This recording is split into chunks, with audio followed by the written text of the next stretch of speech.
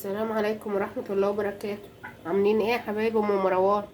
النهارده بقى هعمل لكم شوية فول بالصدق روعة. حطينا حتة ليا اهي وسيحناها في الطاسة. ليا من اللي هي بتاعة الخروف اللي احنا بنبقى شايلينها في الفريزر دي، وهنحط عليها الصدق نشوحه على طول.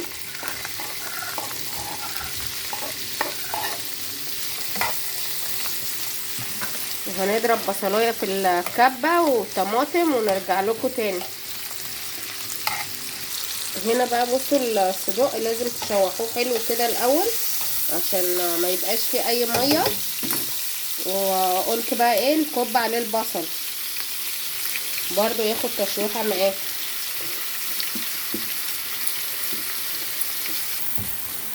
كده. البصل بس يصفر كده معانا نروح حاطين عليه الطماطم، وبرضو عايزين فصين توم حلوين عشان الصدق بيحب التوم. الفول ابو صدق ده بيبقى جميل بالثوم والبهارات بتاعه اللحمه دي، اما تحطوا حبه بهارات بيخلوه روعه. نحط معاهم معلقه الثوم اهي نشوحها معاهم. كل ده لازم يتشوح حلو مع بعضه عشان ايه اول ما نسقط الطماطم يكون دول استووا اصلا. حبه فلفل برضه هم مفرومين طالعين من الفريزر نحطهم معاهم برضو ياخدوا تشويحه. وبعد كده الطماطم بقى والفول والحاجات التانية دي نحط بقى حبة ملح كده حلوين، حبة حبهان اهم، وحبة بهارات لحمة وفلفل اسمر برضو حلوين كده.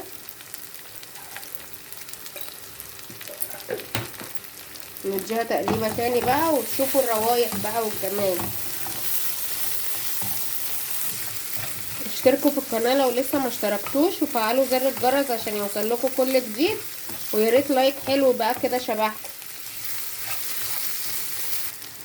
هنا بقى كله دبل اهو مع بعضه. بصوا خلاص اهو استوى. هنسقط عليهم الطماطم على طول. لو عايزه تحطي معلقه صلصه حطي برضو، لو عندك ما عندكيش عادي مش مشكله. نحط معلقه صلصه كده، عندك ما عندكيش عادي مش مشكله، هي تديها لون بس، انما هي الطماطم تكفي يعني مع الاكله دي. عايزه بقى تقلي معاه شويه بطاطس تقليها بيتقدم معاها.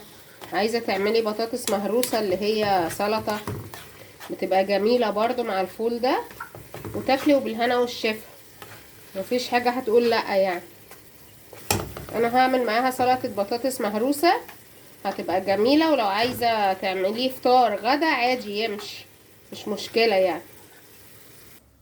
تفضي بقى الفول في اي طبق كده عندك وتهرسيه حلو قبل ما تحطيه على الحاجات اللي احنا عملناها دي.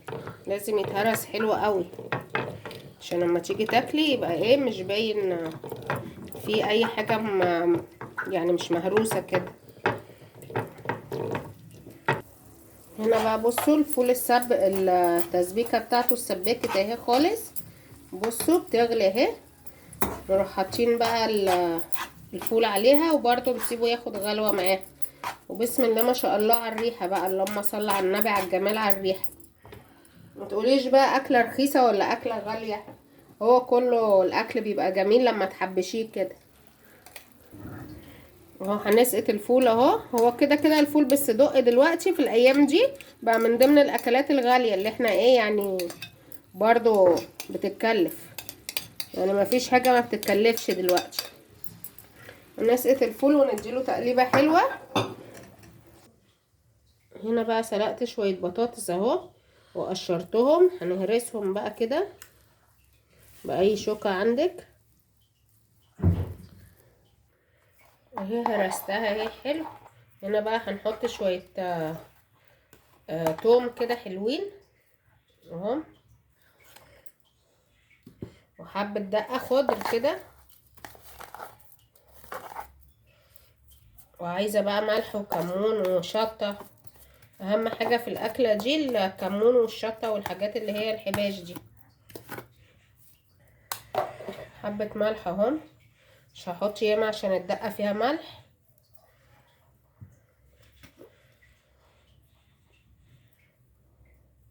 حبة شطة برضو عشان الدقة دي مش حامية، وحبة كمون وخل بقى وزيت. حبة خل بقى حلوين اهم. لو عندك بقى حبة بقدونس وادي الزيت. لو عندك حبة بقدونس بقى برضو تفرميهم وتحطي، بيبقى روعة بالبقدونس البطاطس دي، تبقى جميلة. هنا خلصنا اهو البطاطس اهي بالصلاة على النبي، جميلة بسم الله ما شاء الله. وهنا الفول اهو، بصوا الجمال والريحة والجمال اهو. وتحطي معاهم حتة جبنة حادقة، حتة مخلل، اي حاجة اللي يقسم بيه ربنا. والسلام عليكم ورحمة الله وبركاته.